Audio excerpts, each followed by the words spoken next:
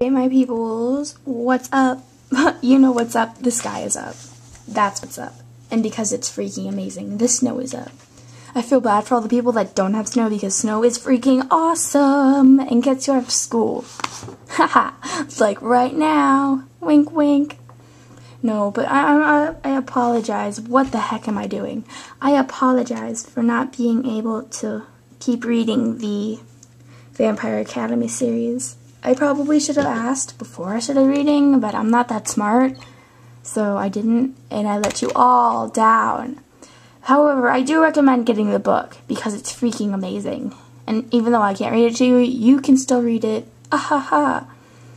So I'm now reading The Summoning, which is the first book in the Darkest Powers trilogy, and it is freaking amazing. Like, it's one of the best books ever, like with an A, ever.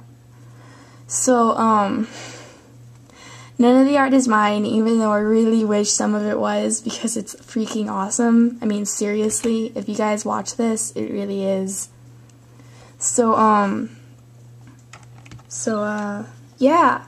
I'll start now. Shut up. Yeah, I know you guys want me to shut up. I ramble too much. But I still love you. So, peace off for now.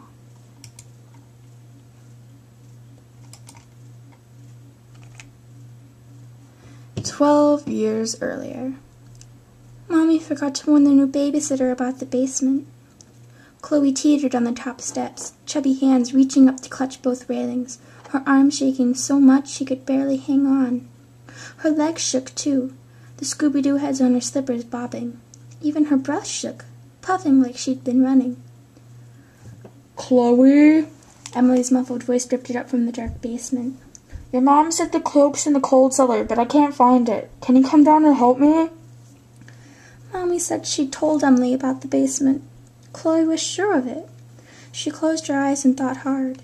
Before Mommy and Daddy left for the party, she'd been playing in the TV room.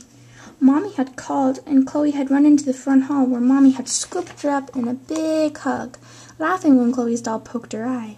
I see you're playing with Pirate Jasmine. Has she rescued poor Aladdin from the evil genie yet?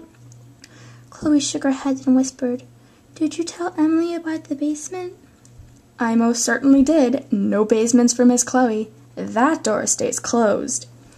When Daddy came around the corner, Mommy said, We really need to talk about moving, Steve. Say the word and the sign goes up. Daddy ruffled Chloe's hair. Be good for Emily, kiddo. And then they were gone. Chloe, I know you can hear me, Emily yelled. Chloe peeled her fingers from the railing and stuck them in her ears. Chloe! I can't go in the basement, Chloe called. I am not allowed. Well, I'm in charge, and I say you are. You're a big girl. Chloe made her feet move down one step. The back of her throat hurt and everything looked fuzzy, like she was going to cry. Chloe Saunders, you have 5 seconds or I'll drag you down here and lock the door. Chloe raced down the steps so fast her feet tangled and she tumbled into a heap on the landing. She lay there, ankle throbbing, tears burning in her eyes as she peered into the basement with its creaks and smells and shadows. And Mrs. Hobb. There had been others before Mrs. Hobb had scared them away, like old Mrs. Miller who'd played peekaboo with Chloe and call her Mary, and Mr. Drake who'd ask weird questions, like whether anyone lived on the moon yet, and most times Chloe didn't know the answer, but he'd still smile and tell her she was a good girl. She used to like coming downstairs and talking to the people.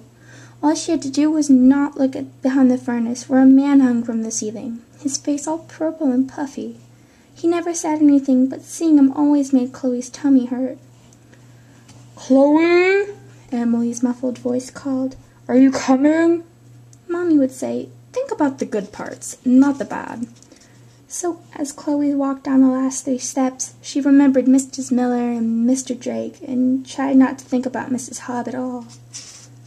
Or not very much. At the bottom, she squinted into near darkness. Just the night lights were on, the ones Mommy had put everywhere when Chloe started saying she didn't want to go downstairs and Mommy thought she was afraid of the dark. Which she was, a little, but only because the dark meant Mrs. Hobb could sneak up on her. Chloe could see the cold cellar door, though, so she kept her eyes on that and walked as fast as she could. When something moved, she forgot about not looking, and it was only the hanging man, and all she could see was his hand, peeking from behind the furnace as he swayed. She ran into the cold cellar door and yanked it open. Inside, it was pitch black. "Chloe!" Emily called from the darkness. Chloe clenched her fists. Now Emily was being really mean, hiding on her. Footsteps pattered overhead. "Mommy? Home already?" Come on, Chloe, you aren't afraid of the dark, are you? Emily laughed. I guess you're still a little baby after all. Chloe scowled. Emily didn't know anything, just a stupid, mean girl. Chloe would get her Coke, then run upstairs and tell Mommy, and Emily would never babysit her again. She leaned into the tiny room, trying to remember where Mommy kept the Coke. That was it on the shelf, wasn't it? She darted over and stood on her tiptoes. Her fingers closed around a cool metal can. "Chloe? Chloe!" It was Emily's voice, but far away, shrill. Footsteps pounded across the floor overhead. "Chloe, where are you?" Chloe dropped the can. It hit with the concrete with a crack, then rolled against her foot, hissing and spitting, solder pooling around her slippers. "Chloe, Chloe, where are you?" mimicked a voice behind her, like Emily's, but not quite. Chloe turned slowly. In the doorway stood an old woman in a pink housecoat, her eyes and teeth glittering in the dark. Mrs. Hobb. Chloe wanted to squeeze her eyes shut, but she didn't dare, because it only made her madder. It made everything worse. Mrs. Hobb's skin rippled and squirmed. Then it went black and shiny, crackling like twigs in a campfire. Big chunks fell off, plopping onto the floor. Her hair sizzled and burned away. And then there was nothing left but a skull dotted with scraps of blackened flesh. The jaws opened, the teeth still glittering.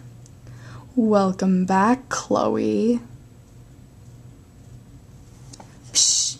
Dramatic pause. Oh yeah. So that was the prologue. Don't worry, I won't be talking like that the entire book. She may be somewhat childish, but she doesn't have the voice of a 2-year-old, which is why I did that. Ha ha ha ha ha.